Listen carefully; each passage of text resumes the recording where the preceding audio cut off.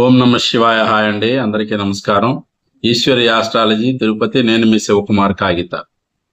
అయితేనండి, రాశిలో నీచి పొందిన గ్రహం అంశలో ఉచ్చులో ఉంటే అది మీకు గొప్ప రాజయోగాన్ని ఇస్తుంది. ఆ దశ ఖచ్చితంగా ఉపయోగపడుతుంది. ఇంకో విషయం ఏమి అనంటే, లగ్నం నుంచి దశమంలో రవి బుధ కుజులు గనక ఉంటే బ్యాంకు ఉద్యోగులుగా ఉంటారు. మిథునంలో శని శుక్ర బుధులు ఉన్నట్లయితే ఇంజనీరింగ్ వృత్తిని అభ్యసిస్తారు. పంచమ స్థానంలో సూర్యుడు ఉంటే ఒకే పుత్రుడు కలిగి ఉంటారు. పుత్ర సంతతి తక్కువ ఉంటుంది అని దాని అర్థం.